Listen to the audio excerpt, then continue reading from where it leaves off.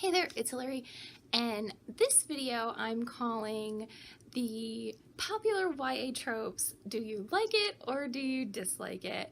So I was scrolling through Facebook and I saw like this quiz that was by Epic Reads, and I decided to take the quiz, and I was like, you know what, that would be a fun video to make. It talks about like all the popular YA tropes, and you got to pick whether you liked it or you disliked it, and you got to see like how many of them were out there.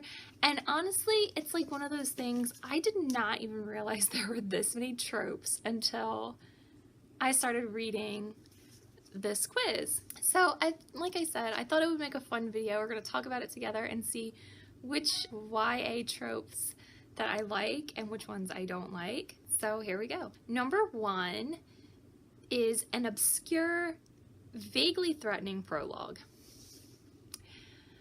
Now, I am sitting here trying to think of like all of the books that I've read that have these, and I feel like when I read them in books, like I kind of like it. I feel like it's a great way to get into a story, makes your story super interesting, you're intrigued, makes you want to keep reading. So I think that I like the obscure, vaguely threatening prologue. I would say thumbs up for that one. I like it.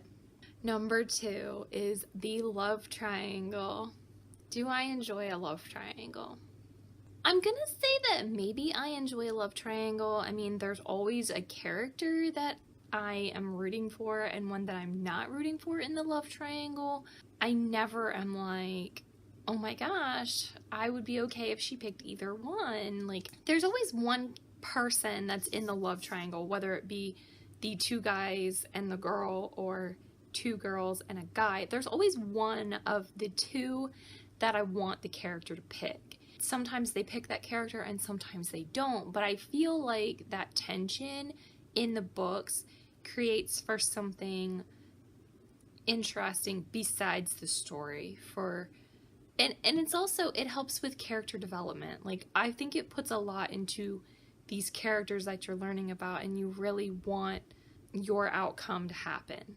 Number 3, love at first sight. So I would like to say that I hate love at first sight because it's super cheesy and it never really happens. But maybe in a book, I don't enjoy it so much, but I do know that it can happen because my husband and I were kind of that way. Like, I knew that my husband was going to be my husband from the first time meeting him. Like, I just knew. And my husband and I have been married for 10 years now. We've been together for 13 years, which, no, that's not a long time.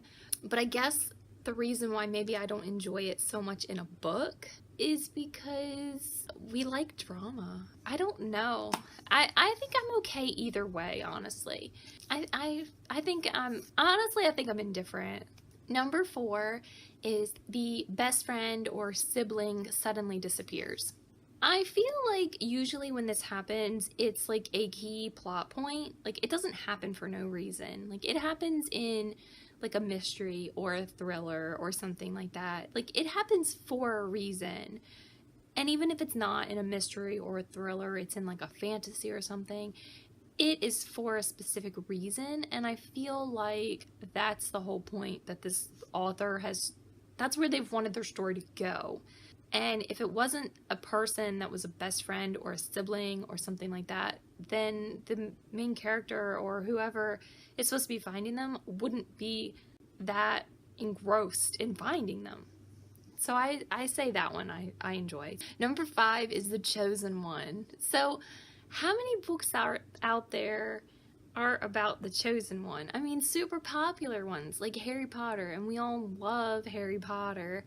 And that is a big The Chosen One story. There's tons of stories out there where it's the chosen one, and I guess sometimes you feel like it gets a little bit old. I feel like when you're reading a story about a main character, you want that character to be the one to succeed. Like, nobody's gonna want the other guy, just that random person, to be the one that's like the hero of the story. Like, I don't feel like that's what people want. I would say I don't mind a chosen one. I feel like it's just your chosen one is going to be your main character of your story. The breath they didn't know they were holding. This one I could go with or without. I do feel like sometimes it adds to the story. You get like that moment where they release that breath that they didn't know they were holding. It gives you an idea of how that character is feeling. And if you're into character-driven stories, it gives you some insight as to how they're feeling. So I can get why it's important. If it happens a ton, I guess it can start to get annoying. But if it happens a little bit, I'm honestly not bothered by it. Number 7 is someone who is royalty and they have been the whole time, but they didn't know it. I think this one is one of like the few that I'm like bothered by. I don't know if it's because like I live in America, we don't really have royalty here, and like our royalty are like celebrities. So maybe I'm like, I don't care for like main characters who are actually celebrities or main characters who are actually like a princess or a queen, because I feel like it's not realistic. And I know that's silly to say because like this is a fictional world. Just for like a random character to be like, oh my gosh, they're actually a princess. I just feel like, how would that situation even come to be? Like, I don't know. I feel like that's one of the few on the list that I'm actually bothered by. Number 8 is a secret lifelong love. Now, I feel like this is another one that bothers me. Like, maybe because I'm the type of person that I feel like if I really had feelings for somebody, that I would want them to know, and I wouldn't want to keep it a secret. I feel like when you read stories where this person has been pining for another character for years and years, I'm just like, why wouldn't you just tell them? Why? So I feel like that's another one that bothers me. Like the secret lifelong love, I wish that you would have just told them. Growing up and being in love with your best friend, when your best friend is of the opposite gender, or the same gender for that matter, it's not uncommon for it to happen. And I feel like a lot of times when it happens in stories that both of the characters are like secretly in love with each other, and it all could have been avoided if you had just let each other know. Number 9, their parents aren't their parents. I feel like this creates like a huge plot twist in the story most of the time, and I honestly really like it. The book I'm currently reading, this just happened, and I was honestly kind of surprised by it. Kind of not surprised, but kind of surprised as well. And I really like it when I read it. I don't know. I really like finding out that like these people that have raised you the whole time, that's not truly your parent. Probably wouldn't like it if I was in that situation, but as a reader, I love it. Number 10 is the parents are conveniently absent. I feel like this one I am indifferent about. I feel like it happens a lot of times to main characters in stories. Their parents are dead, their parents are not around, they're being raised by someone else. I feel like it happens a lot, and it's just one of those things that's super common now. And I could go either way. It doesn't bother me one way or the other if the character's parents are in the picture or not in the picture. I don't find that it has a huge impact on how I feel about the story or the characters. Now, I'm gonna tell you, like, straight up honest, when I read this one, the same thing happened to me as what I read. Number 11 is the corner of his mouth quirked up. And when I read it, like, my mouth literally quirked up. And I feel like it's another one of those, like, the breath they didn't know they were holding. It gives you that insight into the character's personality, and I honestly really enjoy it. Maybe because I am like a character-driven reader. I love reading about characters and learning all about their personalities and their development. I am that type of person. I love that in a story. So when their mouth quirks up, like, I can picture it in my head. I get like an idea of their humor and their personality, and I really enjoy it. Number 12, she felt her heart begin to race. Now, this one, I feel like it doesn't necessarily have to do anything with love. I mean, most of the time it does in stories, but I also feel like it could be because they've just exerted themselves or they're scared. And I feel like in these situations, it gives you a lot about what's going on in the setting, and it tells you a lot about what's going on around them. And again, it gives you more information about what the character is going through, and I just really like when I get information about what the character is going through and what they're feeling and what they're doing. I can't get enough of that. Number 13 is the token diverse character. Now, I feel like this one bothers me. It doesn't bother me so much when a book is like about a lot of diverse characters, but when you have one random black character or one random gay character, I honestly feel like the author has sometimes put that character there to try to appeal to more people. I feel like if you're gonna have characters there, then you should have multiples, not just a one random person. I think if it's made obvious that they're the only character that's different, then it bothers me. If it's blended in so evenly, then I'm more okay with it being in a story, if that makes any sense. Number 14 is multicolored eyes. Now, I like when I read a book and the character has different color eyes. I think it's such a unique trait that when I read about it in a book, that I like it there. And honestly, sometimes I wish I had two different color eyes. I think that would be like so cool. Number 15 is hate to love romance. I honestly was gonna say that I hated this one because it's super unrealistic, but I think it depends on how the author does it in the book. Like the book that that I just finished, the characters go through a hate to love romance, and I think it's done really well because when they originally hate each other, they don't know anything about each other. And as they get to know each other and learn that their stereotypes are wrong, like what they think about the other character is wrong, then they grow to love each other. And I think those are the situations that I'm not bothered by hate to love romance, because like the reason they hate each other wasn't really a reason to begin with. Like it's just how they were raised or how they always thought, and they didn't know any different. So now I think now that I've read a story that it really happened, I like it. Number 16 is conveying words with a look. I think that this is okay. I think it's normal. I think that like I can look at my kids and they know what I'm saying without me saying anything. I can look at my husband and give him a look and he knows what I'm saying without me saying anything. So I just think that's like something that's realistic that happens between people who know each other, whether they be friends or lovers or whatever. I think it's a natural thing that happens, and why shouldn't people who know each other well be able to convey a message without saying any words? Number 17 is a protagonist who is willing to sacrifice themselves. I think I like this one because I feel like if you were going to be the main character of the book and you're not willing to sacrifice yourself, then you're not that great of a main character. I think it also goes along with the chosen one thing. A lot of the chosen one tropes, the main character has to die. But I also feel like sometimes it's author choice.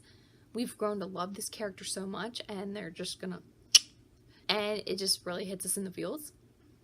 Number 18, villain redemption.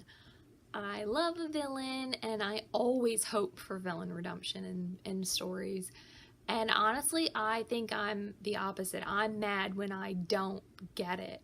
I love finding out why villains are the way they are, and I love finding out that the villains weren't actually so bad after all. They were just doing what they thought was the best, or they were just trying to make the best of the situation that they were in.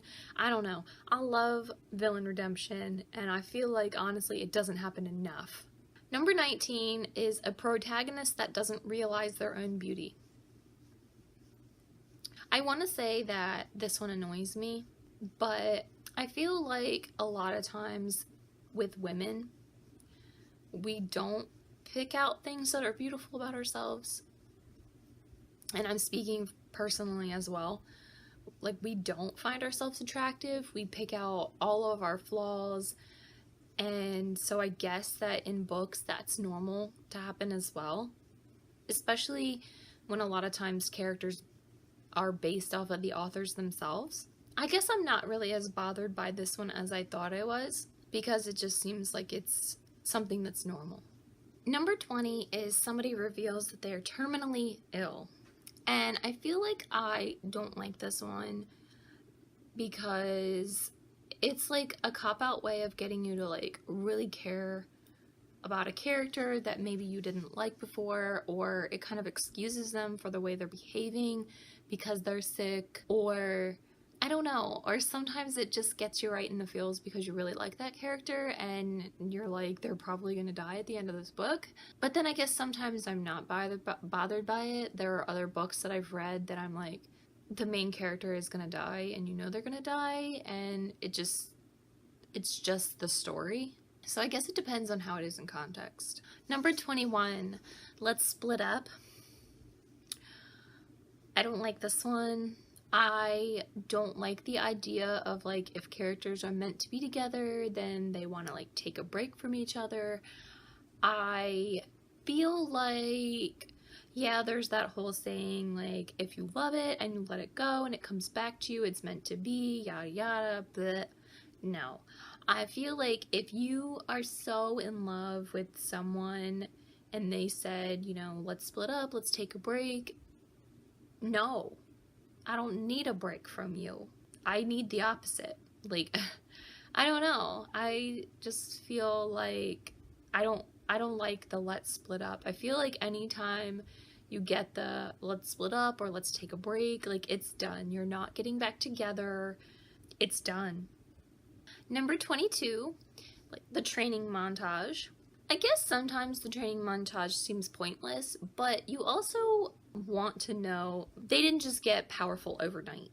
Like, it took them a while. They had to train, they had to practice, they had to work at it, and I think that is realistic, whether they're going to school or it's like a brief training montage where they're practicing their spells or their abilities or just fighting skills. I feel like it's something practical. I was thinking there were 25, but there were only 23.